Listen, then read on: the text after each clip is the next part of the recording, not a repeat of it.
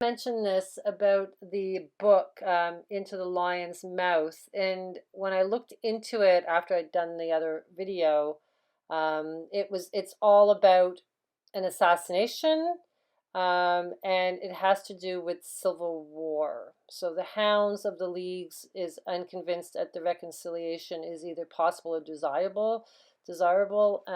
And there is a struggle in the lion's mouth. The Bureau of the oversees the shadows, so it's about your shadow self again. Um, and yeah, the civil war is here too, and sabotage and assassination. So yeah, it's just always referring back with Trump.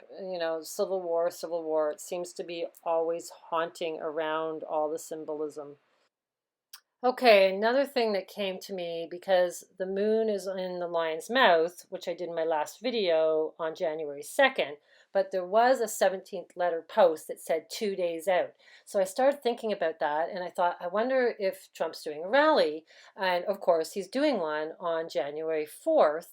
And this is when the moon is on the Zavi-Java star. Okay, I've circled the Zavi-Java star. This is the triangle that Washington, D.C. is made underneath, So we have Arcturus is the White House. Spica, has the myrrh in her hand, is the obelisk. And then Regulus, which is on the lion's shoulder, is the Capitol Hill building.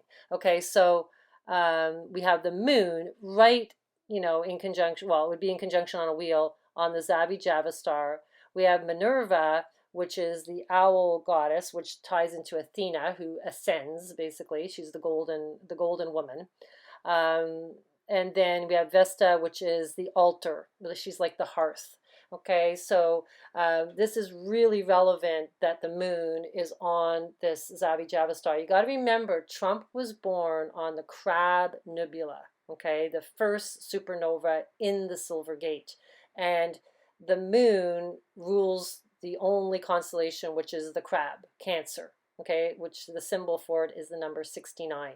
Okay, so yeah, I think this is really the true date and the true meaning of the posts that are on the 17th letter. And I just wanted to pull up Zavi Java for you so you can see it. They won't pull up all at the same time, but start calling your coffee Zavi Java. I've been doing it for a while now. Ever since I found the coffee shops, the Kofifi coffee shops with all the Trump logos and stuff in these fake coffee shops. That was pretty funny. So I knew it had to do with coffee and Zavi Java being a really important star. And it's the Ascension star. And Trump did call himself the chosen one. Trump's father's middle name is Christ. So just remember, this is just a movie and they're all acting. Prophecy out. Remember, Christ was hated so much that they killed him. So January 4th, he's going to be in Dalton, Georgia for his rally. I bet you it wouldn't surprise me if something happened with at 8 o'clock, 8:11, because I told you in the last video it was at 8:12, but that's when I posted it. So it was probably 8:11, which goes to 88. And if you take all the letters of the word Trump, they add to 88 in Gematria. So let's check out the history of this town. So the Cherokee Indians called the mountains of the North Georgia their enchanted land until their own forced removal in 1838. Um, Revitalization of pre-Civil War craft of candle wicking. So this ties into Sigillaria Day, the last day of Saturnalia, and then making candles, right? Because that's what Sigillaria was about. And the pattern homemade bed sheets on the front yard clotheslines in hopes of luring tourists to purchase. This was part of their revitalization after the Civil War, and it was called Peacock Alley. Well, peacock is, very sacred bird, represents ascension.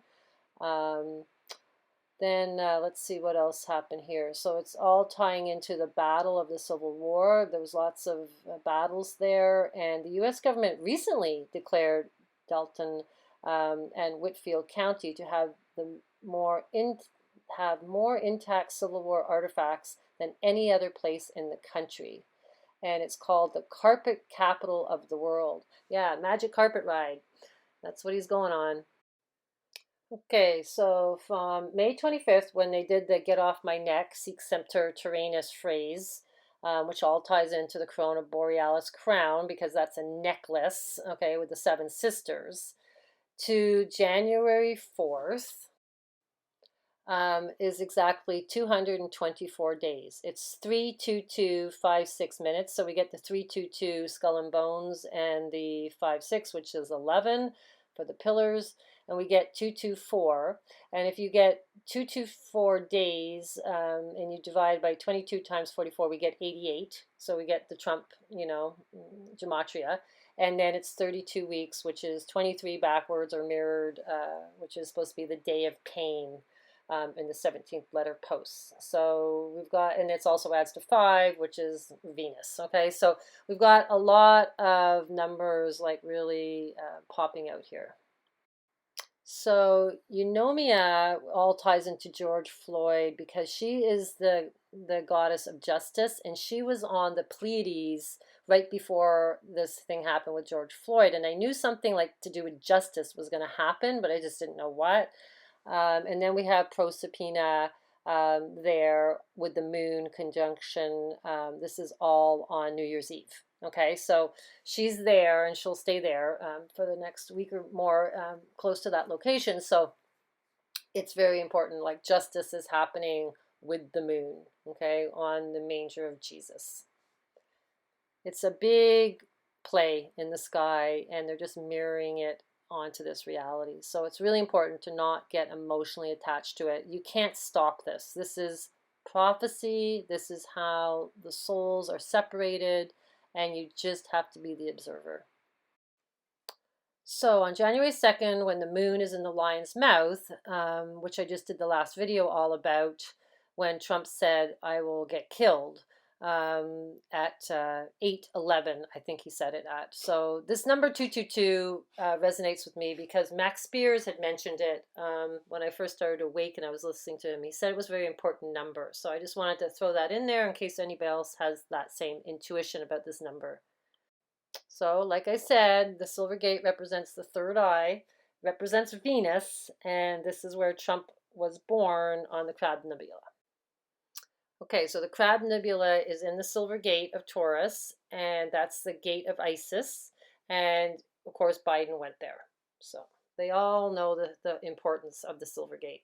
Okay, so this is the Crab Nebula. You can see it right at the horns, right at the tip of the horns, and right by the hammer of God, like it's Orion. There's the Pleiades, and then Aldebaran. So that says Baron, Trump, probably named after that star. Okay, so now we're going to start pulling these goddesses into the mythology. And it's interesting, when you start reading mythology, and then if you go check on Stellarium, bang, there's always, it seems like most of them are in the sky, like as asteroids. It's just really interesting that they're all in very important locations during the first week of January here. And this Proserpina is by the moon, like I said before, and Eunomia is there as well. But I just wanted to start to look at this now, and we're going to look at all these different characters and see how significant they are into the story of the play. We're just watching a play. Venus, in order to bring love to Pluto, sent her son Cupid to hit Pluto with one of his arrows. Proserpina was in Sicily at Pergusa Lake near Enna, where she was playing with some nymphs and collecting flowers. When Pluto came out of the volcano Etna with 4 black horses, he abducted her in order to marry her and live with her in the underworld, of which he was the ruler. So we're in the underworld. And wasn't it a coincidence that this volcano, Etna, happened to erupt recently? And Pluto is known as Dis and Liber, like liberty, but he is the ruler of the underworld, and he was very close to the conjunction of Saturn and Jupiter. Okay, so Proserpine is also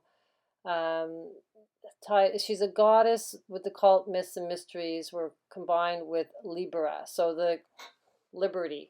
Okay, so like the United States, Liberty statues. So like Persephone, uh, Proserpina, okay, is associated with the underworld realm and its ruler, and along with her mother Circe's, with the springtime growth of crops and the cycle of life, death, and rebirth or renewal. So it's renewal. Okay, so we have her right, in conjunction with the moon on New Year's Eve. Okay, her name, Persephone, perhaps influenced by the Latin, so to merge and to creep forth, with the respective growing of grain. Her myths, the forcible abduction by the god of the underworld. And there was also a rape about her. So always when they show the woman being raped, it's mimicking, like when you're watching movies and ancient cultures or whatever. They always show the woman getting raped. It's always reference to this woman that got raped by the ruler of this realm. I always see it like it's the fixed cross that rules this realm, which was the sun was on its proper pillar, so the male dominant ruled. But, where we're going is into the cardinal cross where it's ruled by the woman. So it's basically ruled by Mother Earth. It's like the high priestess intuition part of our brain coming to life, okay, rather than just always functioning out of the logical part of our brain, male dominant.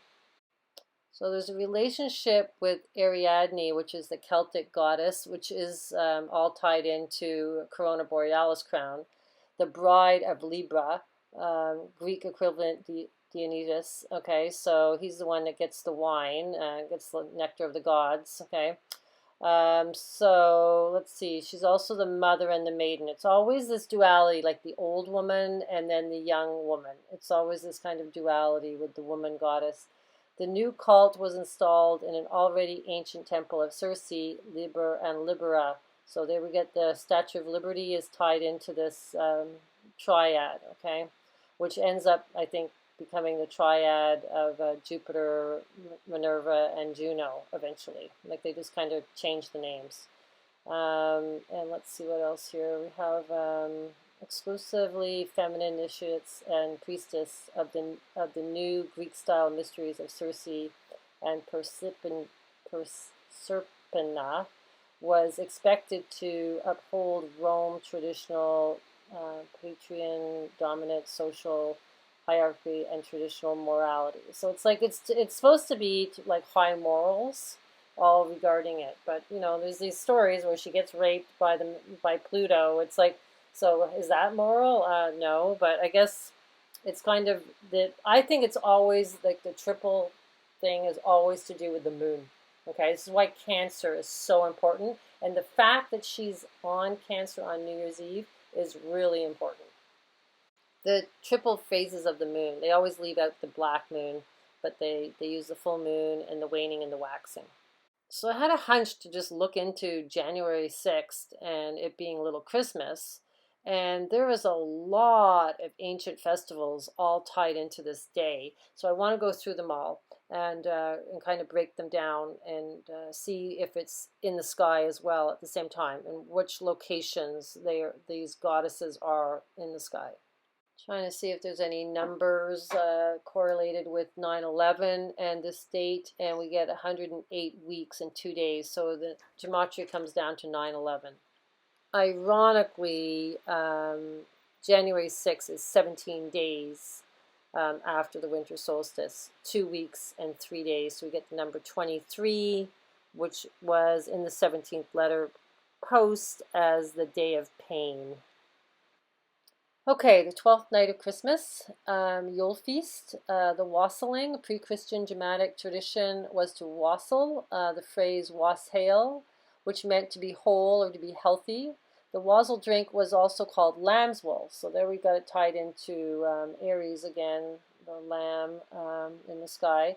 And then this drink was an ale or beer, crab apples, honey, sugar, and cinnamon. And then the 3 days, 3 Kings Days, the Epiphany was also Black Nazarene Fiesta, Christmas, which is like Little Christmas in the Julian calendar.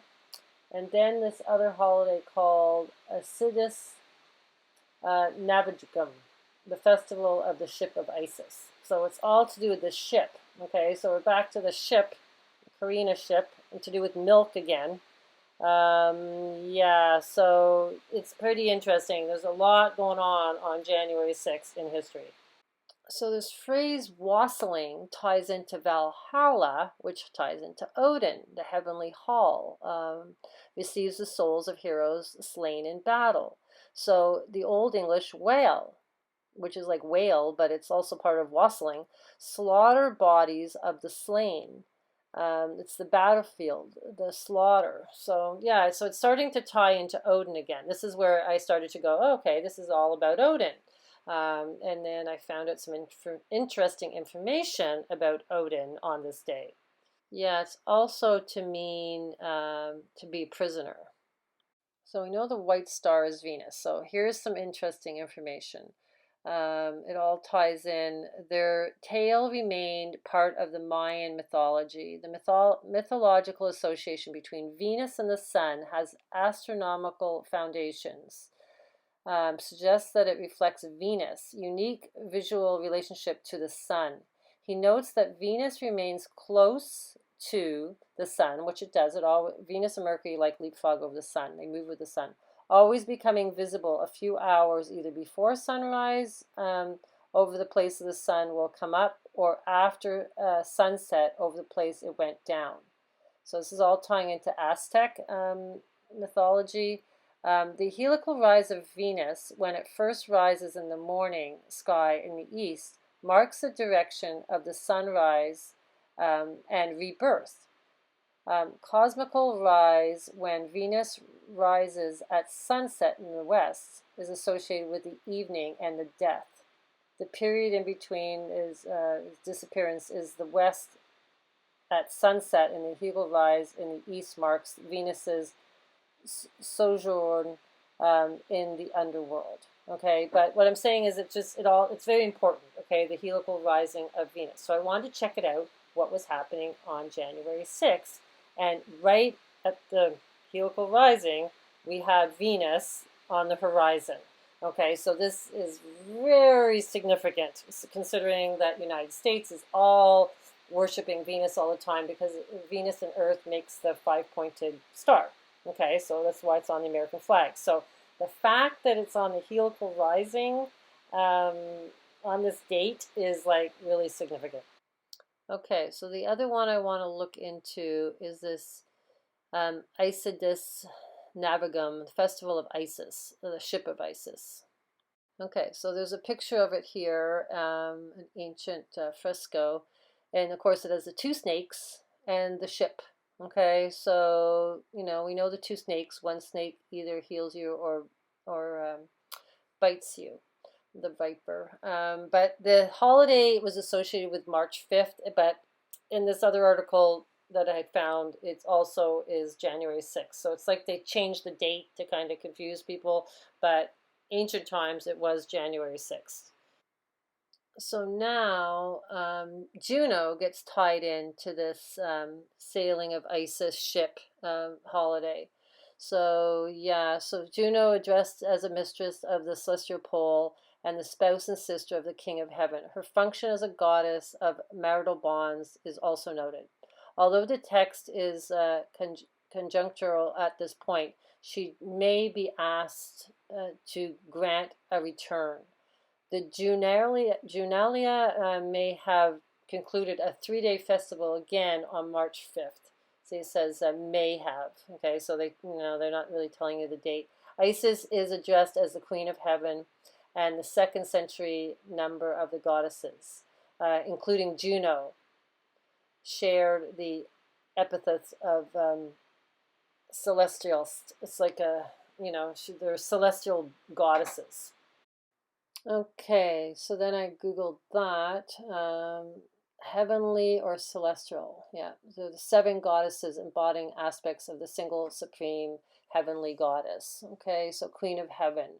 It's very interesting how the Queen of Heaven ends up being so many different names. It's no wonder we're all confused. So let's see. So we have Proserpina here again, the triple goddess of the underworld. Now they're calling her the triple goddess. So Vesta, the goddess of chastity, usually conceived of as a virgin, was honored as Mata. Yeah, we're going back to the Magna Mata again, which is, Cabelia. So the Great Mother, or Sibylla, they changed their name. Sibylla, Cabelia, it's always, Magna Mother. It's always the Mother Goddess again. Okay, so Vesta is tied into the Etna volcano as well. So no doubt that it erupted recently, of course. So the ship of Isis festival also means naval wagon, which also means to float, or a carnival. So there's your carnival, is back to the float in the car again, in the ship. I did a long 3-hour video on the MAGA mother and Melania Trump representing her. The video is called The Twilight Zone. And of course, this Christmas she has a ship on her tree. No coincidence. And my last video explaining the Malukta, which is a Mebsuta star where the moon is. Actually, tonight, the full moon is on the star where it was when the Twin Towers went down. It's all to do with Castor and Pollux, the twins in Gemini, and how they, swapped positions of being mortal or immortal. Pollux being immortal and Castor being half immortal. And they also wear liberty caps. Okay, I was talking about Vesta being part of the hearth. She's part of the altar, actually, and she's on the crown of the Virgin Mary, Virgo. And Juno, who I was talking about, is right at the doorway of Ophiuchus. Okay, so that's really relevant as well, being right at the door. Okay, it goes on. January 6th, it's the day of the light. Okay, and this has to do with Bertha, or Percha, which is a goddess in the German holiday. Okay, so Perchta, the Feast of Epiphany, and it's a verb pergen, means hidden or covered.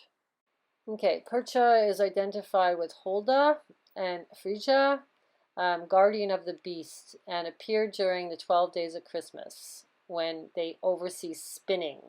Okay, so the spinning comes down to the fates again, because they always have the yarn and they decide your destiny, the 3 fates. Back to the triple goddesses.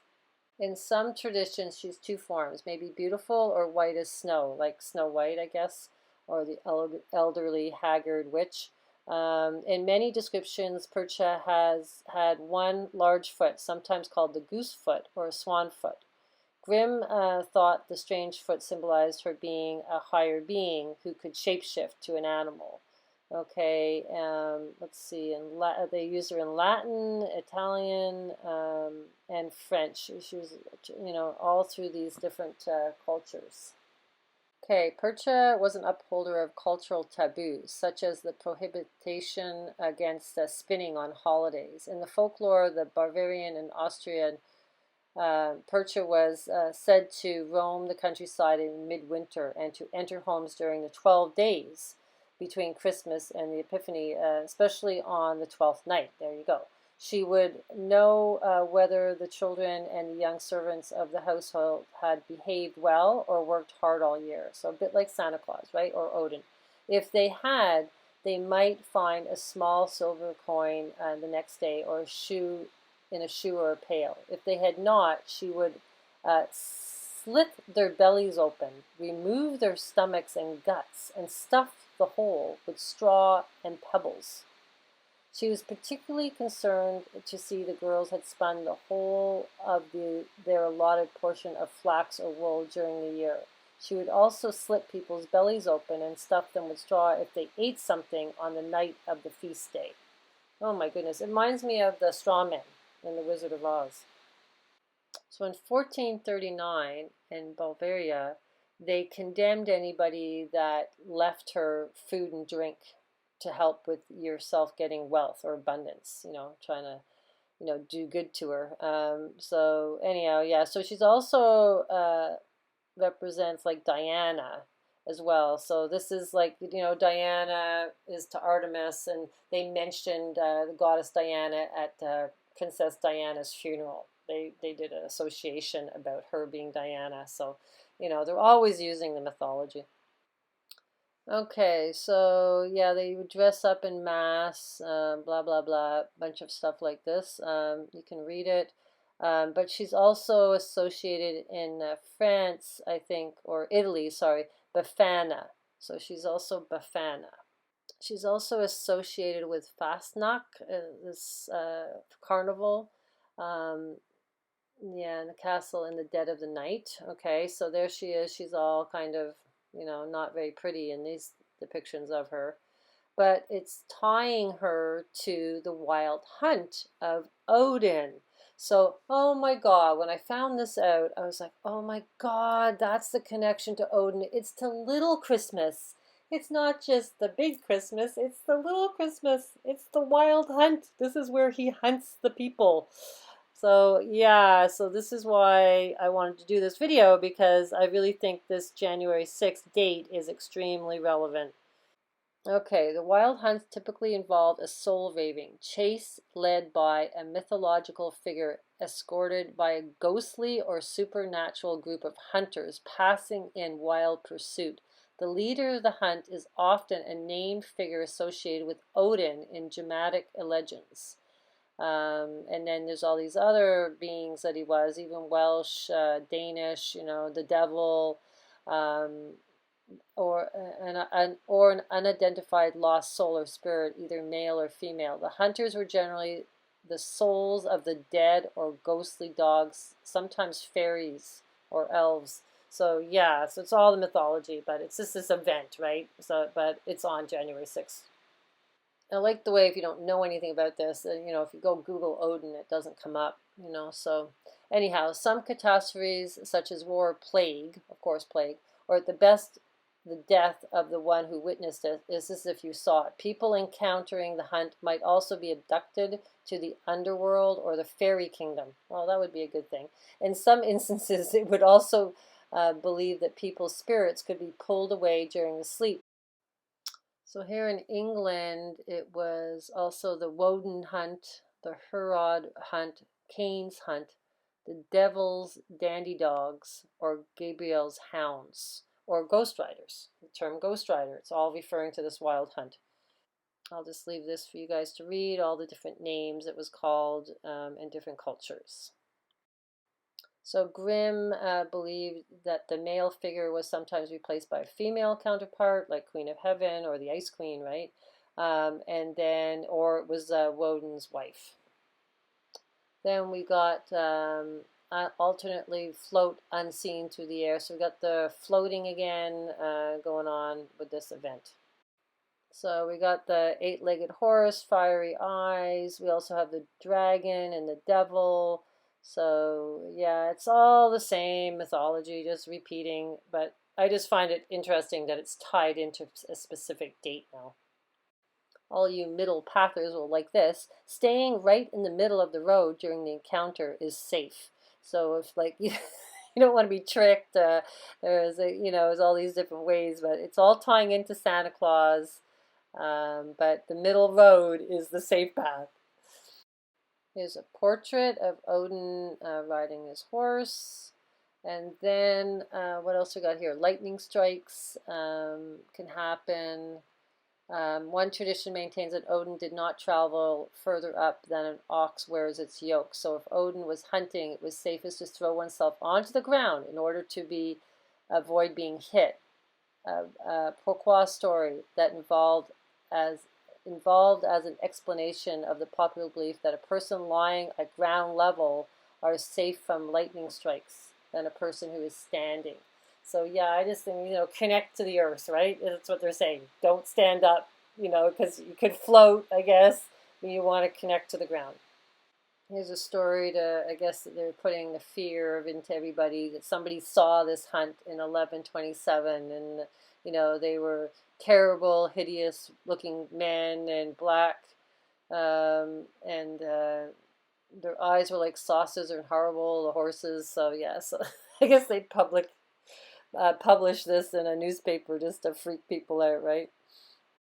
And then this writer is basically saying it's more of an aspect of your soul changing. So yeah, it's not just literal. This is Susan Greenwood. She speaks about it. And then more names that correlate with the wild hunt through all different cultures. Even King Arthur is part of it. So there you go. It's a long list. Okay, Egyptian culture, we got Ptah and Heru the Elder was all part of this festival on this day. Oh, and also the Day of Light for Befana or Lucia. Oh, and of course, there's a Lucia in the sky. And guess where she is? On the Virgin Mary again, the Queen of Heaven. What a coincidence. Okay, the month of this Egyptian holiday is December 28th to January 27th that it would be under. It's, I think, the Peret. I think it's the second Peret. Yeah, so the second Peret. Day of this of one is a festival of little heat. It's the left eye of Ra, so that's like the sun eye. The feast of Ptah, lifting up Ra with his hands. One day 8 in the feast of the great heat, the great burning. So it's Ascension, right? It's all to do with the heat. The feast of Hathor. There's a feast of Skemet on this last day. So yeah, it's fire. There you go, Ascension, the phoenix rising from the ashes. So the Egyptians also worshipped a triple goddess, Lat, Al Yuza, and Al Manet. The three deities were merged and they formed a triple goddess triad. Yeah, like many other moon goddesses. Yeah, it's always the moon. The triad is the moon. So the Capitoline, like for Capitol Hill, triad is Jupiter, Juno, and Minerva. This I found funny. Cure, the crescent moon or the maiden, and Alzua, literally the strong one. So we got the cure. That's funny. Okay, so then we also have Serona. This is a Roman holiday, Day of Serona, the Roman river goddess. And look, Serona also on the head of the Virgin Mary. What's the chances of all these goddesses all being there? Okay, so the healing deity. She was associated with healing springs. Her attributes were snakes and eggs. And probably triple eggs because that's what was on my desktop. Oh my goodness. And then the meaning star. The same root is found in the Old Irish as Sair or the Welsh, the siren. So interesting. Siren is like it's kind of getting towards the word star. Okay, so the stellar or the astral. And then identified Serona with the Roman goddess Diana. See? So there she is. She's Diana again. It's like never, it just goes around and around and around. It's all the same. So Serona, let's see, she carries this thing called a patura, which is like a bowl where they like kind of drip out milk. It's like, for me, it's like the milk and honey that they're collecting, part of the harvest.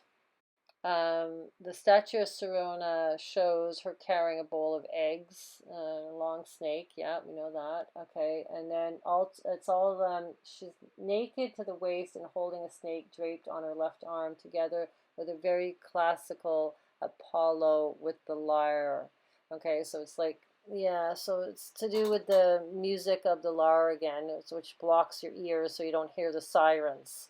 Okay, also Serona, Apollo, Minerva, and Hercules are all depicted here together. And then let's see what else. The cornucopia, and the Pelura. No, the Patura again. Yeah, that's the bowl. Let's see what else. And Saint Fontaine, Serona holds a fruit and corn. Yeah, she's part of the harvest. You know, she's the harvest queen. There you go, another harvest queen. Okay, so Minerva is tied into it, right? And guess where Minerva is? Again, on the head of the Queen of Heaven, the Virgin Mary. It's crazy. They're all there, all on the same day, January 6th. Too bad Stellarium wouldn't let me pull them all up at the same time. There'd be a big giant cluster of them. Okay, the last one here is the Threefold Goddess. Feast of the Triple Goddess was done on January 6th. So we have Lachesis, Clotha, and Atropos. Okay, these are the three fates. You can call them the Moria, the fates, and they decide, you know, the different fates you have. Atropos is that you die, Clotha is that you basically ascend, and Hessa, Hessus is she cuts your string and decides the length of your punishment, basically, or the length of your life. And it's pretty funny. They have a snake named after the same name, and a viper bite is the needle array for the vaccine, right? They showed this in the Outlander show where they had to use a needle and they used the fang of a snake. So it was representation of this fate goddess. So this is just like a theory of the three conflicts that man has. Okay, so it's called a triple Ananke. It's the necessity weighs upon us, the Ananke, the dogmas, the Ananke of laws, and the Ananke of things. In Notre Dame of Paris, isn't that where the church was burned? The author has denounced the first in Les Miserables. He has pointed out the second in his book. He indicates the third. And these three fatalities, which envelop man, is mingled, and the interior fatality, the supreme Ananke, the human heart. Okay, it's all to do with your heart and how, you know, where your heart is in these times, and if you're stressed or, you know, in fear, you know, it's really the necessity. So necessity was the mother, or the Ananke was the mother of these three fates. And your three paths are determined on how heavy your heart is. This is a mythology in Egyptian. With Thoth, he measures your heart against a feather. So if you have a heavy heart or you're full of fear, you don't ascend into the doorway to this paradise for 1,000 years. That's the mythology. Ananke, necessity. Ananke, spirit of destiny, is the goddess of whatever is necessary and cannot be amended. In the context of Ananke, necessarily refers to an alterable fate. It is not a synonym for desirable or for what one thinks one needs. It's kind of like, you know, people believe they need this vaccine to stay alive, except for the 1% that you could possibly die. You could possibly die, you have a greater risk of dying, I think, by just traveling around the world, you know. But anyhow, people believe that this is a necessity, but it's not really. Mortals are so quick to blame the gods. They say that we devise their misery, but they themselves, in their depravity, design grief greater than the grief the fates assign. This was Homer in the Odyssey. So yeah, the fates assign supposedly our grief, but we're really, you know, doing it ourselves because of our ability to not release, you know, the control of the ego, right? So it's just, you really have to just kind of believe that everything is divine in the end, okay? Because there is a way out if you see it as everything is divine. But if you're in fear or you're in hate, then you can't see it. You're just stuck on the pillars. That's basically it. Okay, so here they're saying in his archaic role as bringer of disease and death, Apollo with his poison arrow kills Niobe's son, and Artemis with her poison arrows kills Niobe's daughters. This is related to the myth of the 7 youths and the 7 maidens who were sent every year to the king Minos of Crete. as an offering sacrifice to the Minotaur, the bull, right? Niobe was transformed into stone at Mount Syphilis. So this is also Sibylla, okay? She turns to stone. In the homeland of Phrygia, when she brooded over the sorrows sent by the gods, okay? So the iconic number 7 often appears in Greek legends. That's the 7 celestial planets, but interesting, like, because she was weeping and feeling sorry for herself, she was turned to stone. Apollo's lyre, his little harp, had also 7 strings. Yeah, because it's the 7 strings that get you out of here. It's the 7 chakras also, the 7 Pleiades, so it's always, the 7 stars also on the Corona Borealis and the pearl necklace. Yeah, so it's us. As a stock type for mourning here, it says, so she represents like grieving. There's 21 lines on a text. The tragedy of the grieving Niobe sits veiled and silent. Niobe's iconic tears were also mentioned in Hamlet's scene 2, in which he constrains his mother's grief over the dead king. Like Niobe's tears, he says, in an unseemly nasty marriage to Claudius. So anyhow, so it's like, when they start using the mythology and these famous roles in Shakespeare and stuff, it's all to do with the symbolism of this event again. It's man being the hero. It's Hercules getting your 12 labors so that you eventually find your freedom. Okay, so it's always know thyself and you will be free. And it's crazy, on January 6th, Niobe, she's on the corona australis, which is on the chest of Sagittarius. This is the other corona crown, not the good corona. And I circled the other corona that's at the top of Ophiuchus, the serpent. That's the good corona, Borealis crown. Okay, so it's the players are in the right spot, you see? It's like, it's nuts. I can't believe how loaded January 6th is. Okay, so the twins Apollo and Artemis, who shot Niobe's kids, their mother is Leto. The father is Zeus, would be Jupiter. And there's Leto. She's on Pisces, the house of spirituality. I find it funny, this guy named Jared Leto, and he has a band called 30 Seconds to Mars, which is like to the Cardinal Cross. His name's Leto. I don't know, I just think it's funny. Now, January is named after the Janus, the 2 faces, but it's also the gates, transition, time, duality, doorways, passages, and endings. Okay, so it's this duality, this face-off. Nicolas Cage, one of my subscribers, mentioned that he's always in these movies. I was like, it's like Saint Nick's Cage. So yeah, this is interesting that we have these portals on the January 6th. So I mentioned the whole thing about Nicolas Cage, and these are his father's films: The Lionheart, Moby Dick, Dark Angel, Apocalypse Now. His real name is Capola, was Nicolas Cage's original name. That's his father's name. No coincidences. And I do believe he also did Godfather. So this is tying into 17th letter posts as well. This is all a pre-written script.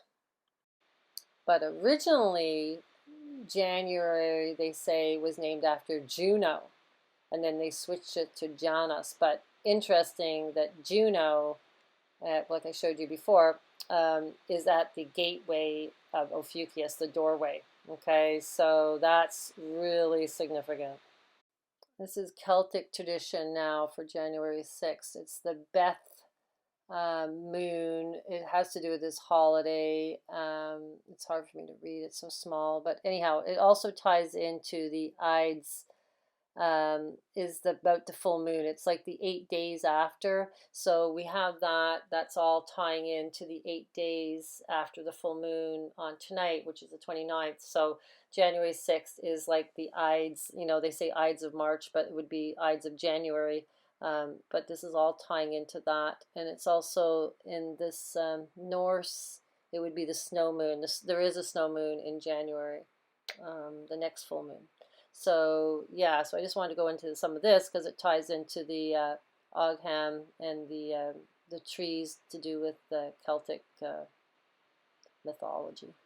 So the Beth is tying into the birch tree, and this is between December 24th, Christmas Eve, to January 20th. Okay, so this is all what it's the Ogham letter B. Okay, so the birch tree. But remember when I did the whole tree of life with the mushroom, the Amanita muscaria mushroom, the red cat mushroom? It was all to do with the birch tree. Okay, so this is tying into Little Christmas again, you know, the whole mythology of the birch and the mushroom. And here's all the trees, the birch being right at the top one, which is, you know, kind of January, but it looks like a T. It's the only one that's upright, an upright T. Like a cross, almost like a cross. And this picture, the birch is right in the center of all of them. So Freya and Frigg all tie into the Welsh legend, and this all ties into the birch tree as well. So it's all tying, like the birch tree ties into the Queen of Heaven, the Harvest Queen. And here's a picture of her with the spinning wheel again, which would make her tie into the Fates. And it says it's linked to the belt of Orion. So yeah, Orion, it's super important too. That whole, you know, it looks like an hourglass in the sky. I was kind of shocked when I read this. It says the wife of Usher's Well, the old ballad, and Usher's Well. Remember I spoke about the Usher protein for the Meissner effect, for the superconductor of your DNA and protein? It was called Usher proteins. The depths of winter, the ghosts of her sons appeared, wearing hats of birch to protect them from the physical world that they had left behind. So the birch, it's like, there's like symbolism to this, you know, I guess because it's paper, it has significance, like it has value. But I think it has a lot to do with the magic mushroom, the Amanita muscaria mushroom, why it's so important, the birch tree. And one of my friends sent me this. So it totally is a mysterious star. It's a mushroom, the Amanita muscaria mushroom. Well, kind of backwards. It's white and red. And then it said X'd out, you know, and everything's collapsing and everything's destroyed in this world except the mushrooms there. The tree of life will win. The planet rules in the end. But yeah, it's pretty funny. They're showing the symbolism everywhere. So Enki, spelt usually E-N-K-I, but they spell like this in Stellarium, is on the hand of God, close to the eye of the beast, Sittus, and then Uranus is there, the heaven planet, and Mars is there, bringing kind of like war and energy, and all in Aries, which is the Lamb of God, okay, which rules the cardinal cross on the sun pillar, Mars. All the players in the sky. So Sophia is in conjunction with Pluto. I didn't pull that up, but they're right there. And then Saturn and Jupiter there in Capricorn. Mercury's there. Venus is in the Golden Gate. And then the Sun is right next to Nunki. Nunki is the Queen of Heaven star. Okay? So, in Venus being in the Golden Gate, which is, she's also the Queen of Heaven in the planets, not the star, but in the planets. See how the Queen of Heaven is in the constellations, you know, it's like, it's all multi-layered, okay? That's why it gets confusing. But once you know, it's always the woman, okay? The woman is Venus. Neptune is right by Circe, you know, in Aquarius, on the pouring out of the water, which I do believe represents the purple rain. So that's all there on January 6th. Right at 12 o'clock, noon. All the cluster of the planets, Sun, Pluto, at least Sophia, Mercury, Saturn, Jupiter, are all in the ninth house of spirituality. This is at noon. Okay, so I just thought that was interesting. It's at noon that it's in the right kind of symbolic place. Oh yes, and of course, important, the moon is in Virgo, the Queen of Heaven.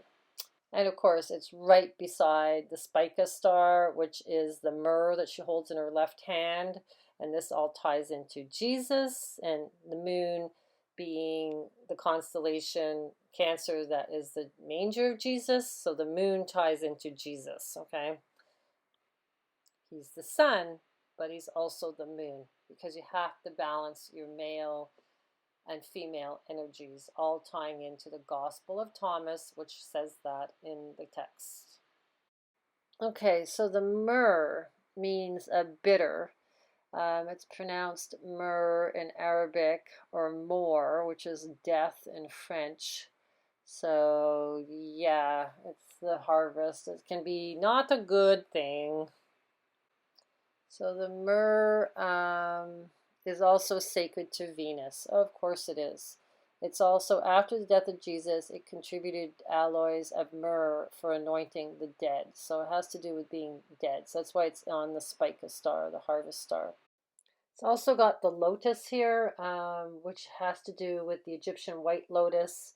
It's tied to myrrh, and it's a kind of wine. So it's part of like the harvest, and then it's saying it's tied to being a dreamy forgetfulness, the lotus eater. So I don't like this, that it's all tied into the forgetful path. This means it's tied into the harvest, a little bit like the rapture is like tied into the harvest. It's a bit of a psyop, right? So I'm starting to see that these symbols are not necessarily good as we thought they were. But most likely they just have a polarity. It's like myrrh, it was at the birth of Jesus, but then it was also at the death of Jesus. So I'm assuming the lotus is probably the same. So the numerology for January 6th from May 25th to George Floyd. The seconds add up to 144, so the 144,000 on January 6th. The hours can be split to 96 for Cancer, and then the 226 days ends up being to 132, so we get the number 23, times 1. Backwards mirroring, and then we also get 32 weeks and 2 days. So we get the number 322, which again is skull and bones. So it's all tying into get off my neck, seek Semper Tyrannis, all ties into Julius Caesar and the pearl.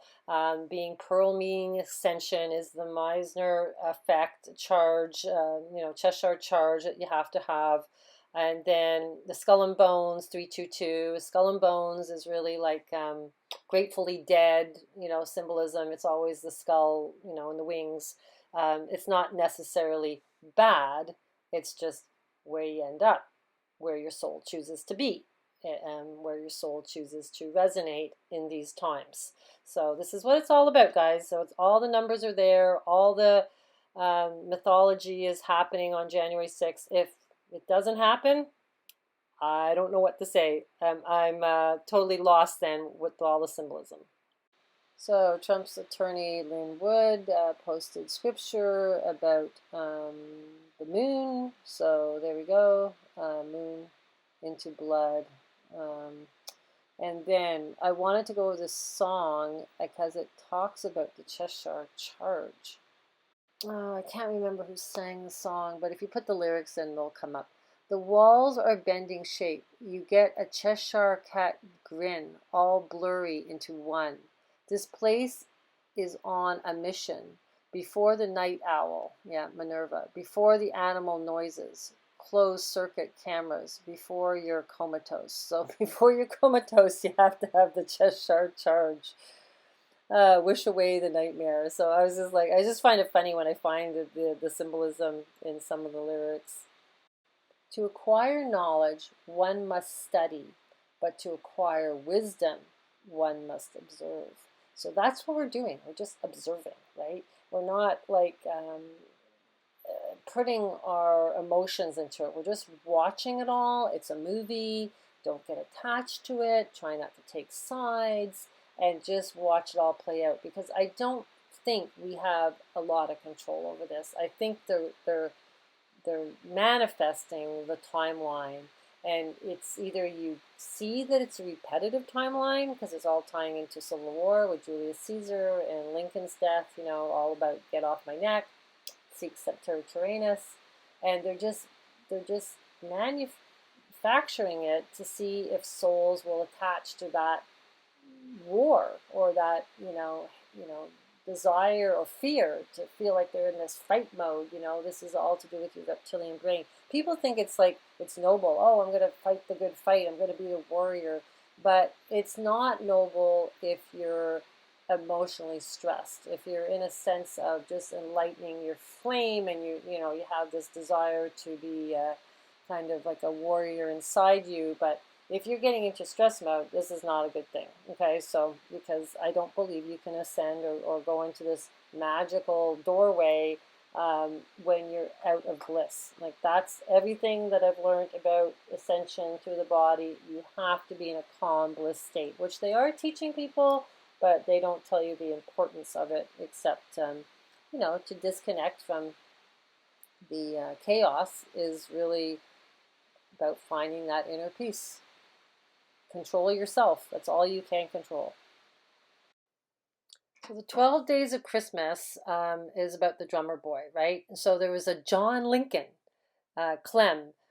His name was Johnny Shiloh in the American Civil War.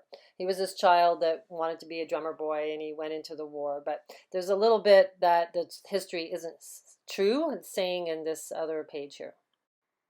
So they're saying here that he almost died, but then he didn't, and then there's like a song about it, and he didn't.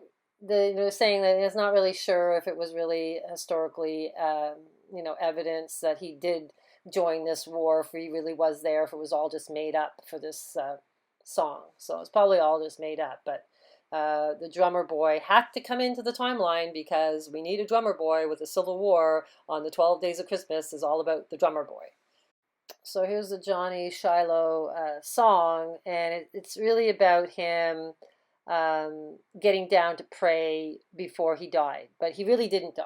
Okay, this is just the song is saying that he died. But he got down and he prayed to God and worshiped to God, and then, before he died. It's the big symbolism of, ascension with the drummer boys in the Civil War. And you got to, believe in God. This is what it's all about. Okay, so here's some lyrics from Guns N' Roses, all about the Civil War, that song that they did, and it's really about being brainwashed with your pride, and being tied into genocide because of your brainwashed pride, getting sucked into Civil War. So if something happens to Trump, and patriots that are really really upset, you really need to help educate them to say, wait. Trump knew about this all before. He knew that this was all part of it. To help them, because if something does happen to him on the 4th, we only have 2 days to get them calm. Okay, so if you want to help your friends. So that's what I'm suggesting, is just to maybe take this video or the one before, but this one ties more to the January 4th, not January 2nd, and you can just help them out with it. And that's all we can do. And if they choose to not see it, then that's their soul's path, and you just have to let it go. So I went back in time on January 6th to look at highlights. Henry Hudson they erected a statue of him in the Bronx, 1938. Henry Hudson, the explorer, the Hudson Bay and all that. It's like the big bird. I told you that before. It represents ascension, the Hudson Bay area. 1941, Franklin Roosevelt did a speech, The Four Freedoms, freedom of speech and worship, freedom from want and fear, State of Union Address speech. So there you go. It's all about freedom on this day. It has a polarity this day. January 6, 1929, Mother Teresa arrives in Calcutta to begin her work amongst India's poorest. So it's like the mother, again, symbolism. It's always the triple goddess. One is the mother. January 6, 2019, 76 Golden Globe. The Americans, of course, it's all about America. Bohemian Rhapsody is all about Queen, the Queen of Heaven, and that song is very, very relevant as well. I think Who Wants to Live Forever, and then Green Book. I don't know this movie, so maybe it has some significance. January 6th, The King makes his 7th and final appearance on the Ed Sullivan Show. The Beatles, Magical Mystery Tour. On January 6th, 1968. I hope I'm on that one so I can get off the big wheel of fortune that debuted January 6th, 1975.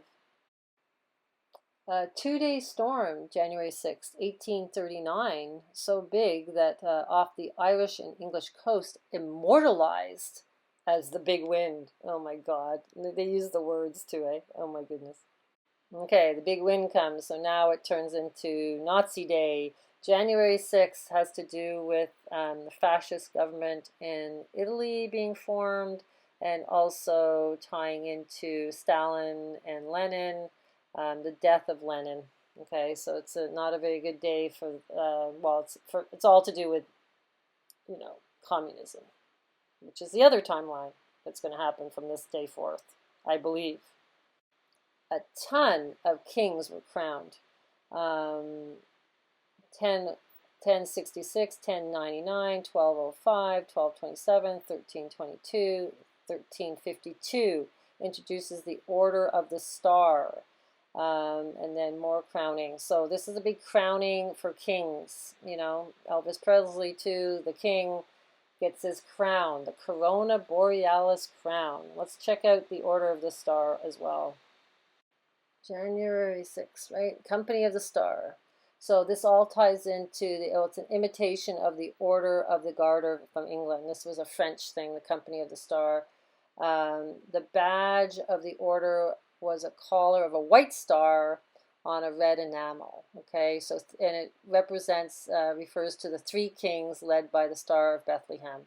Okay, so the order the order garb consisted in red robes lined with a veil bearing 8 pointed black stars and the various gemstones worn on the upper left side of the mantle. This 8 pointed black star is in the Legislature building in Winnipeg that the Freemasons built, down in the bottom, like well kind of.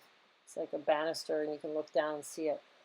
The insignia also included a gold ring of which the enamel red bezel was circular. Within it, an 8-pointed star with white enamel extending past the diameter of the bezel. And within the star, a roundel of azure containing a small yellow sun.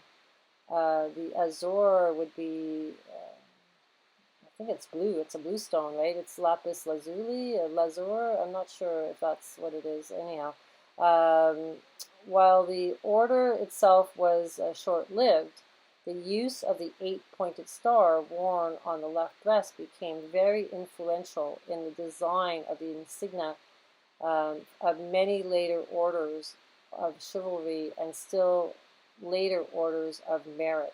The order also had a red banner sprinkled with white 8-pointed stars and bearing an image of the Virgin at its center. See, it's all to do with the Virgin. The harvester. So there you go. That's interesting. The Order of the Star was short-lived, but the Order of the Star in the East continued on. Okay, so guess who was using it? So guess who ran this order? Helena Blavatsky. Theosophy. It's the Order of the Star of the East. There you go. And it's all ties into the Epiphany, the Star of Bethlehem and the Magi, and they go to see Jesus with the myrrh. And then when he dies, they put myrrh on him or put it in him. So the myrrh is really Virgo, and everything is totally in the sky connecting to this. And if nothing happens on January 6th, or if nothing happens to Trump between now and January 6th, I am totally at my wit's end. I have no idea what this is all about then. So anyhow, I just kind of find it all very amazing that this is all correlating to Little Christmas and the Wild Hunt of Odin.